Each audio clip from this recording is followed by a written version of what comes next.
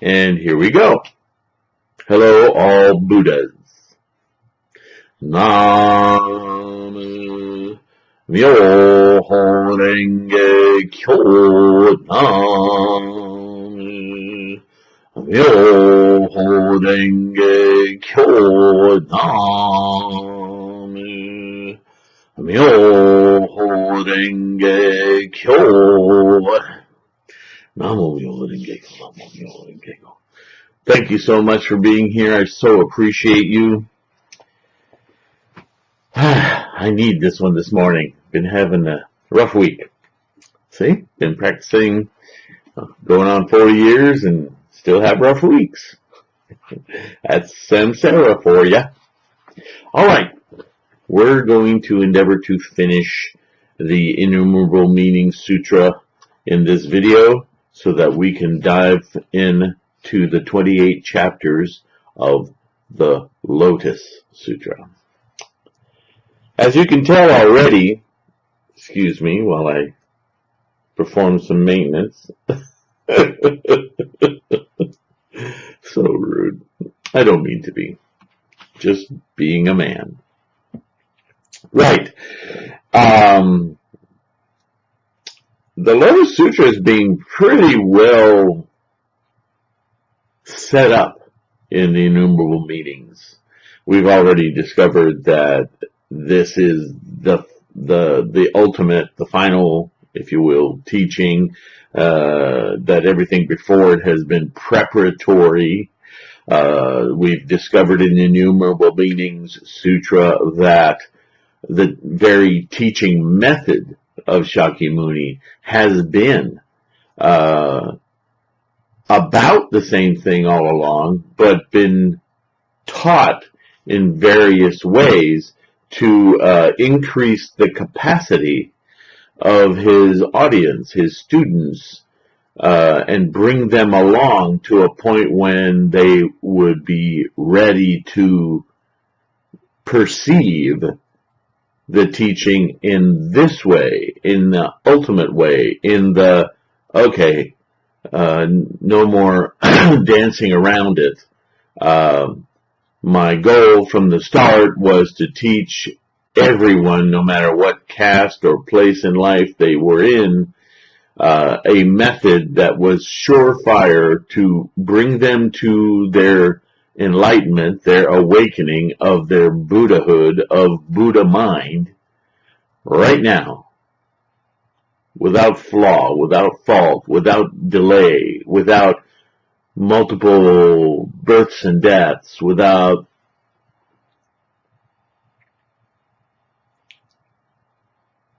some long gauntlet. Okay, the trick is to hang on to your Buddha mind and hang on to your Buddha nature because it's already there. And now I'm going to show you how to tap into it immediately.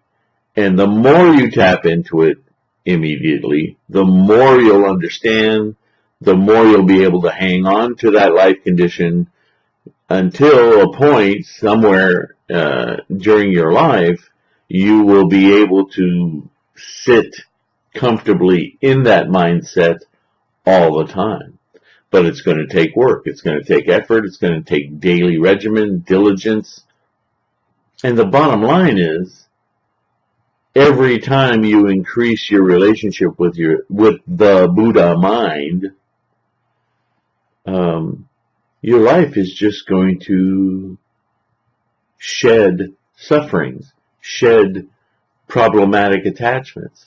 It can't help but do that because every time you chant, every time you read this sutra, every time you study, and study in a way kind of includes the concentration, contemplation, meditation aspect, because what is that?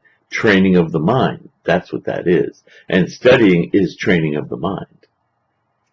But orating it, reciting it, chanting is a very powerful, repetitive teaching tool. Remember what I said about teaching? We teach ourselves.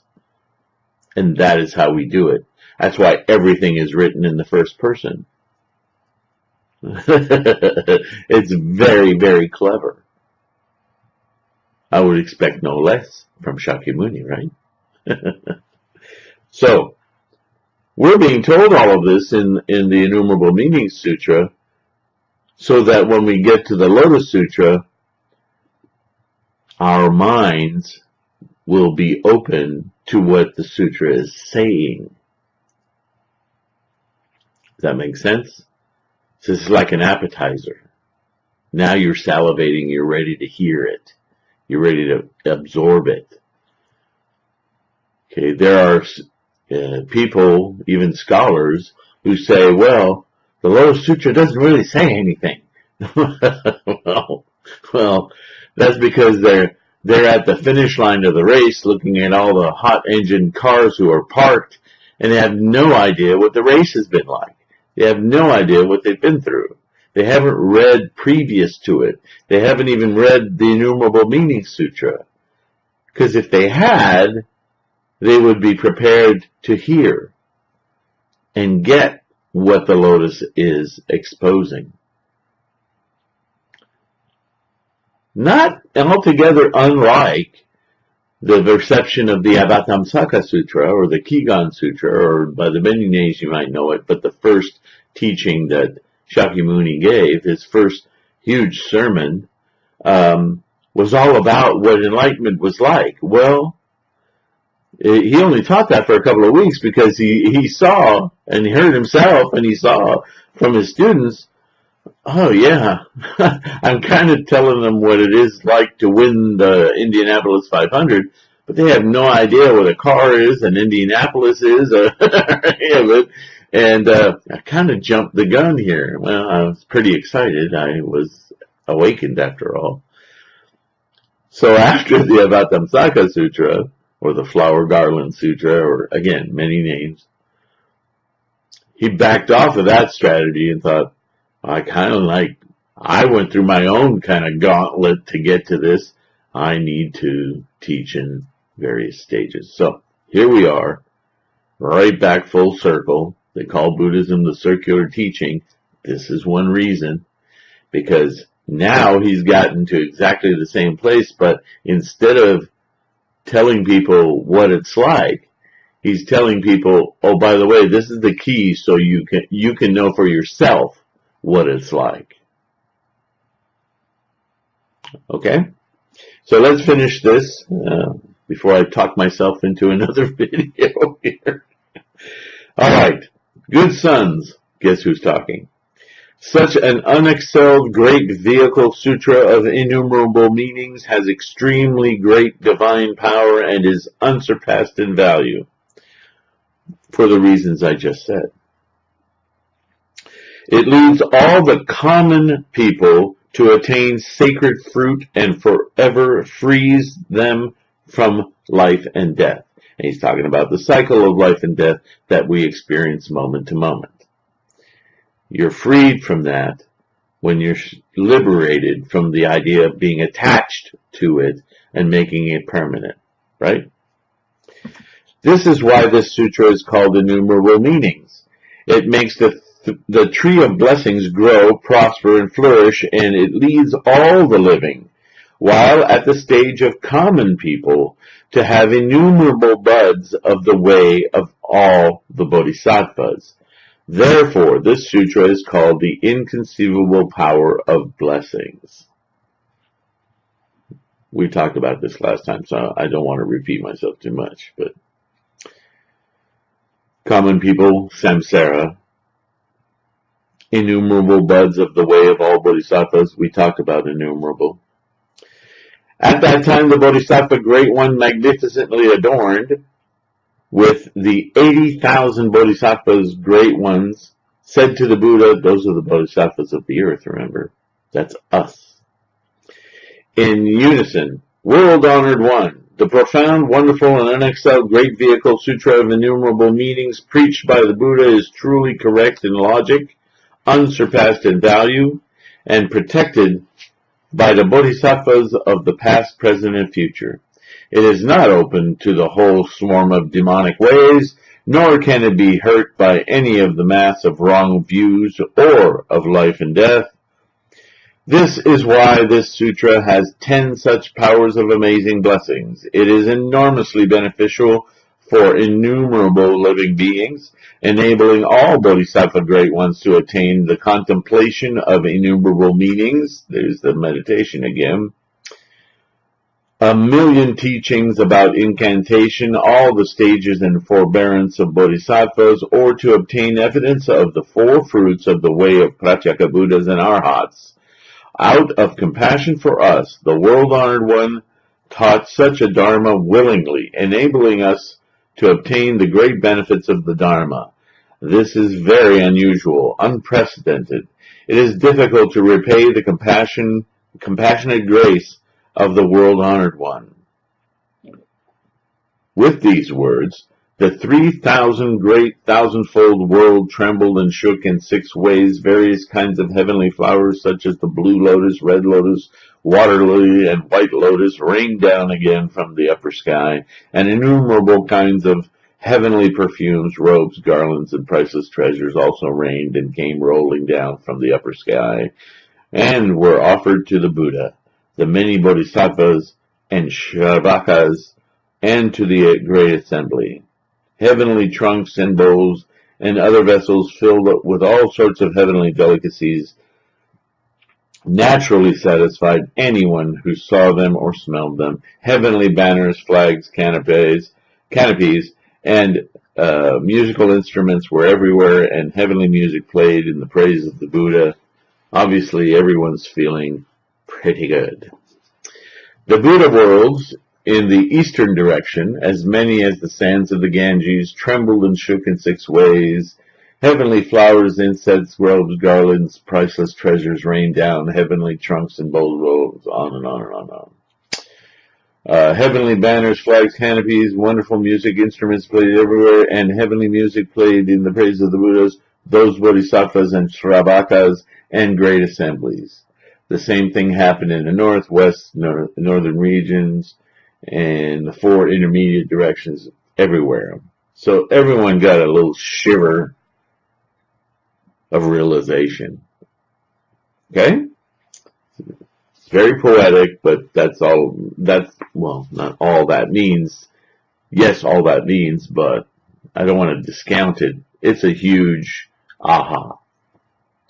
At that time, the Buddha spoke to the Great One, magnificently adorned Bodhisattva, and the other 80,000 Bodhisattva Great Ones, quote, "You should deeply respect this sutra. Practice it as the Dharma.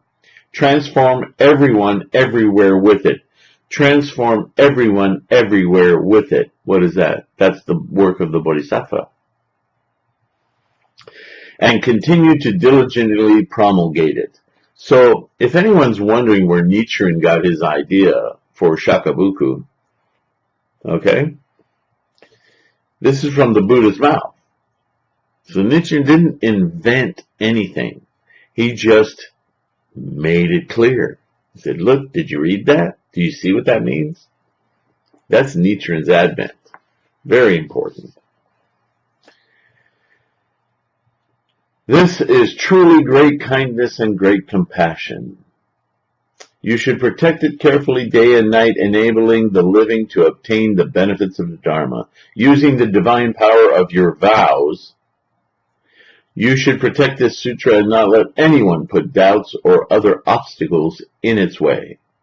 Then you should have it practiced widely in Jambudvipa, the entire world in other words, and have all the living observe, read, recite, copy, make offerings to it without fail. Because of this, you'll be able to attain supreme awakening quickly. Now, so read this. Write down little passages for yourself during the day. Show it to others. Copy it. Buddha's not worried about copyright because everything is Buddha. So where's the copyright? Okay, so his teachings are an oration and an examination and an explanation of that. At this time, magnificently adorned Bodhisattva the Great One and the 80,000 Bodhisattva Great Ones rose from their seats, went up to the Buddha, prostrated themselves at his feet, circled around him 100,000 times. I kind of doubt it, but mentally, that's the level of their dedication, right? And then, kneeling before him, said to the Buddha with one voice, quote, "World-honored one, we are pleased to have received the world-honored one's compassion. This profound, wonderful, and unexcelled great vehicle sutra of innumerable meanings has been taught for us. Respectfully following the Buddha's instructions after the Tathagata's extinction, we will promulgate this sutra everywhere." There's the vow of the Bodhisattvas of the earth. That's what Nichiren's talking about. The vows that we made anciently as the Bodhisattvas of the earth, which we are all from the earth, are we not? I didn't fall from the moon, did you?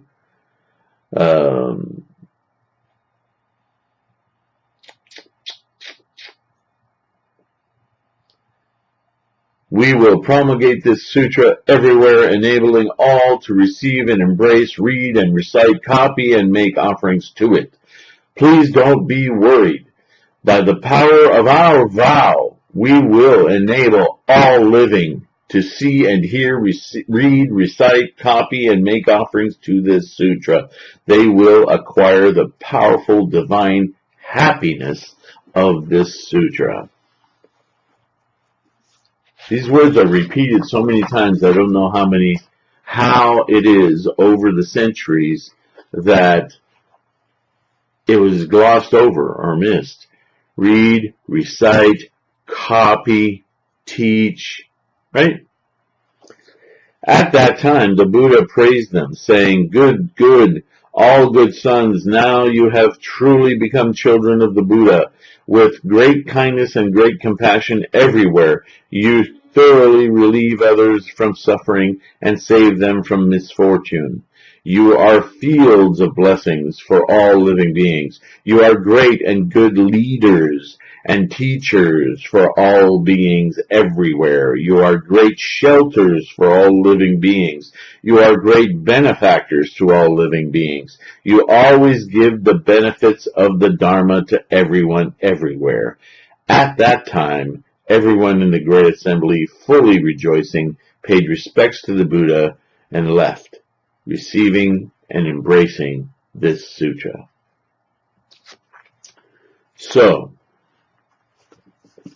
as amazing as that whole performance was, that whole journey of the mind to cultivate understanding, to cultivate capacity to get the meaning of the teachings haven't quite happened yet. There's a lot of teachings in there, a lot of things to be mindful of, but he hasn't dropped any bombs yet, really. Okay? He's just said, okay, gather my children, come about. Alright? Everybody's going to have a different idea how this works, but it works the same for everyone. And I'm about to lay this on you. 60s speak. Be ready. Be mindful that study is so important that you need to devour these words. You need to write them down. Because sometimes I don't remember anything without writing it down. I'll make lists sometimes and I'll lose the list, but I'll remember making the list, and that's how I'll remember things. So a lot of us are like that. So read, write it, copy it, recite it, orate it, look at it, recite it, copy it, listen to it. So all our senses are involved in this. Repeat it. In that way, you cherish it. And big, share it.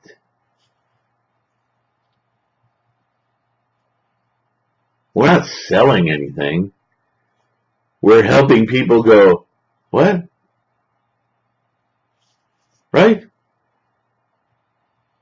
If you're walking across a field with a bunch of people and you come to a point where there's a bunch of poop on the ground, dog poop, you may even step in it. Isn't it incumbent upon you to tell those around you, watch out for the dog poop? I'm sorry, it's a pretty bad example. But, I mean, we'll tell others about something like dog poop. This is the most important teaching in life. Share it. Tell people about it. That's Bodhisattva practice. By sharing it, you feel your heart open and expand. You feel your life tingle. I'm doing something immense here. Sometimes it's scary because it is so immense. It scares some people to share this, believe it or not. I know someone right now, this is such an interesting fear. She's scared to death, really, that people are going to ask her questions about it. Not because she feels like she's doing something, underhanded or anything, but she feels so responsible for how she will answer. She'll never know enough to feel confident enough to tell others. This is her inner dialogue. Do you see the karma? She needs to just do it. Right? How many times in life have we just said, the hell with all my fears, let me just do it. And then when we do it, oh, the huge release, the huge discovery, the elation, the tingling, the earth shaking, the flowers falling from the sky. Okay? You get it? That's the language of these sutras, because they mimic real life experiences in samsara. So please don't be afraid, my children. Just try as best you can. Try little bits. And what you don't know, the sutras will fill in.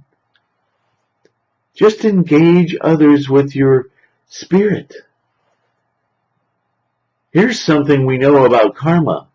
If you're able or around someone to engage their spirit, they are there because you are the right one to engage them. Think about that. It's happened to me and other Buddhists over and over and over and over and over again. We'll go into a store or to whatever. We'll just show up in a public place and there'll be nobody around. You'll hear crickets. And you'll say hi to somebody, the manager or somebody who works there, and you'll just offer them your pleasantness. And within 5-10 minutes, the place is crawling with people. Where did they all come from? Why are they there? Right? People are drawn to this energy because it is the core of their being. They can't stay away from it. If they're anywhere around that field of energy, that field, people call it, they try to make it mystical, and they call it the law of attraction, and other things. But they're missing the point. The attraction is there because this is the focus, the one and truly universal truth. And if it's coming through you, even in the tiniest form, people will be drawn to it without even knowing why. And if they give you weird looks, you notice that people are just staring at you more lately. They need to hear what you have to say. They need to hear you offer this sutra, offer this teaching, offer them Myoho Renge Kyo. That's all you need to do. After that, if they're ready, they'll ask more about it. Or they'll smile and say thank you and go on their way, but you've planted the seed. That's all they needed at this point. Don't feel that you have the burden of raising a bodhisattva in everyone you meet. Everyone's at a different stage, just like you. But they all desperately want to connect. Read, write, recite, orate, copy. That's what this means. That's how Buddhism grows. That's how peace will come to this planet. Well, this video is going to be a little bit shorter, and I'm going to let that happen because we're about to make a really big step and move into the Lotus Sutra, where you will hear some of the same things, but where you will hear Shakyamuni returning again, as he did in the Innumerable Sutras, Meaning Sutra, to his device of teaching through storytelling. The points he's going to make in the first part of the sutra, there's some very important things, but a lot of it's going to be about preparing you in that with all this study that you've done for all of these other sutras, you really need to understand that they're not invalidated, but that they're tools to get you to this place. And the tendency might be to say, well, now you're telling me the truth? Did you lie before? Why didn't you tell me then? So a lot of the first part of this is going to be like, settle down. I taught the way I taught because you had to learn it that way. Not your limitations were in the way, not mine. And I've never lied. It's just been a different device. Now, I'm going to lay it on you so you can make your own devices. Now I'm going to show you that the X equals Y. I'm going to show you the Y. Not Y, but that example. I'm going to show you so you can do it for yourself without following and doing all these myriad beliefs. Because if it's true, you don't need to believe it. You just need to do it, and you will get a result. This is why I always say this is not about a religious practice. It's only religious in the sense of the word that it's repetitive and you dedicate your life to it. But it's not religious in the way where you have to simply accept unreasonable, unobservable, unexperienceable things, illogical things. Okay? All of the miracles are in your mind. And this is something you control and you can make happen. Not by some mystical gift or other. It's just you. It's just your energy that you're a part of, like everybody else. And if we just direct it in a specific way, all controversy, suffering, confusion falls away. It just falls away. All right? So let's do Daimoku Shansho, and we can move on to the Lotus. Thank you so much for sticking with me on this little roller coaster ride. I hope see, again, karmically, I know that the only reason you're listening to me is because this is the way you need to hear it. So for all of you who need to hear me say what I say the way that I say it so that you can better understand how to really make your practice effective,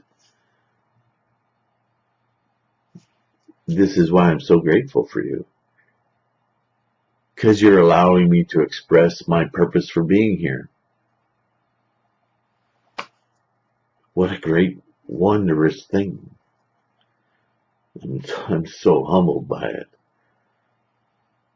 At the same time, please, please, please, please, please, please, please, comment. Let me know what I wasn't so clear on. Oops, losing battery power. So I'm going to plug you in. Here we go. Seems to be my general theme. With that, Nam Myoho Renge Kyo. Nam Myoho Renge Kyo. Nam Myoho Renge Kyo. Thank you very much.